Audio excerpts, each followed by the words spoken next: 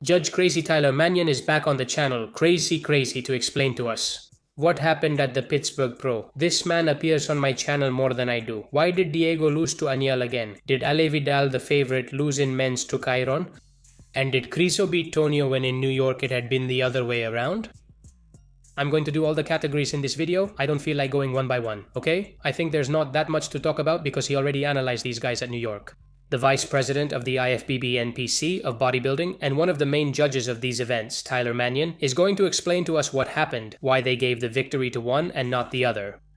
What do they need to improve? I'll translate everything from English for you. Let's start with Open. We'll be brief since he already analyzed these gentlemen in New York and it's nearly the same. They say that both have brought a very complete package again, but there have been two main differences. That Krizo came in with even better definition. I agree, he came in very shredded. And he says he posed much better with that week of practice from one show to the next, and yes, that's true. His posing is still terrible, it has to be said, but he has posed much better. In the rear double biceps, he looks like a new person. About Tonio, he mentions that he came in a little less separated, especially in the lower body compared to New York, but he still came in with very good definition. Pose by pose for the front double biceps, there's little to add. Krizo is a monster, just look at his arms. Krizo wins. He says the front lat spread suits Tonio, but Krizo now performs it much better. He gives it to Tonio. In the side chest, both are good. I don't have much to say, just that he tells Tonio to gain more muscle to be on par with Krizo. Yeah, well, easy to say, Krizo is a mass monster. In the back biceps pose, the judge comments that Krizo is much better in the torso area. He's now really showing his back. Good, his mobility has improved. I remember a comment in the video saying Krizo can't pose because he has a shoulder problem. Well, in just a week of stretching and doing things right, he's managed to pose his back well. We're discussing how this gentleman could have won the previous event and other competitions if he'd focused on posing, stretching, or mobility. It's a shame about Krizo. Imagine how many wins he'd have if he'd taken it seriously. What a pity. He says his legs look better now because he flexes his hamstrings instead of relaxing them, and he's also more defined. Tonio would still win the pose, but it would be close. For the lat spread, he says Tonio clearly wins. Krizo is very tense. He looks like a turtle. In the triceps pose, he says Krizo is huge. Well, we hadn't noticed, and that Tonio poses it better now and brings in his abs. That little lower belly doesn't stick out anymore. In the abs and legs pose, Krizo sucks in his obliques. I mean, he pulls them in, right? He draws them inward. Now, they don't look as wide as in New York.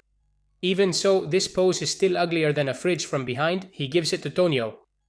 Let's get to the most muscular. Brutal, no comments. This one's for Krizo.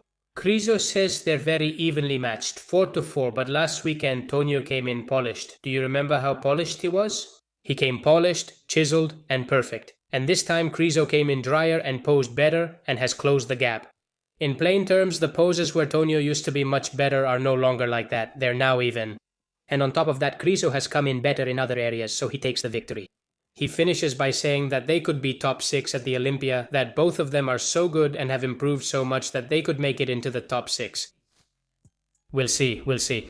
About TheBrandon, he comments that he didn't come in as shredded, but he came in bigger. And Tyler thinks that the size he's gained in his legs is real. It's tissue, real muscle, not water or fat. It's Brandon the Phoenix.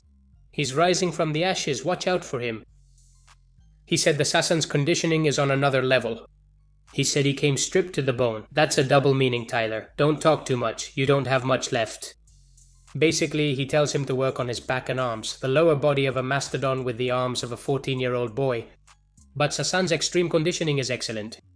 Before moving to classic, don't skip men's. It's important and will amaze you. Tyler starts by congratulating the men's because they didn't have to do this show since 5 of them were already qualified for the Olympia. He says that the top 10 of this division has been incredible. Crazy physique. All crazy physiques. All crazy physiques. It took a while. Very exciting. This attracts more fans and he says thank you to everyone. He notes that Kyron and Ali, the top 2, both displayed an incredible physique. And he states that Kyron has brought the best physique of his entire career. And in his opinion, one of the best in the history of men's physique. This is a serious situation, and it looks like this man could win the Olympia. Be careful, there may be surprises this year. He states that his conditioning and peaking were on another level, a physique with a lot of depth, very clean overall. Well, yes, hygiene is important. He says that the core is very detailed. Good shape, arms, shoulders, they're balanced, torso, big chest, you can see it in poses. He spends 2 minutes talking about Kyron. His feedback is to repeat the same at the Olympia, now mentioning Ali. He says Ali is known for great conditioning and did well, but it wasn't his best ever.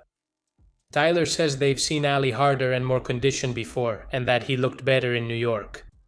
He says the improvement he can make is to add more density and bring up his upper chest, and that he's another very dangerous man who could take the Olympia title home. About Ed Van, he said he came much improved, that everything was great, but that he should do abs. And for fourth, Aaron, he said he looks really good, but man gets shredded, right?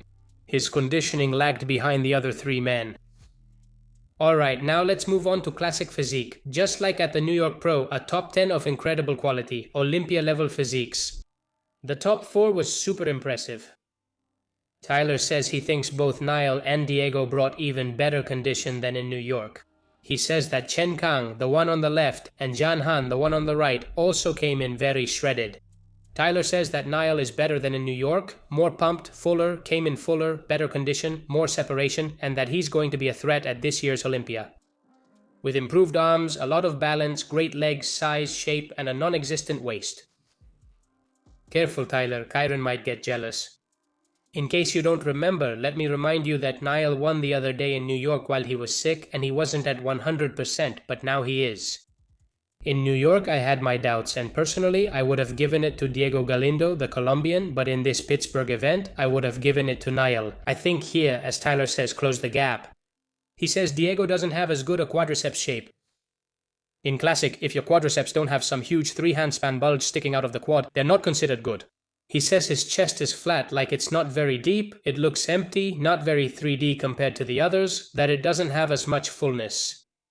He says Diego's pose is among the best in classic physique, and that Niall has greatly improved his back from one show to another. It's deeper and fuller, but he still needs more density and width.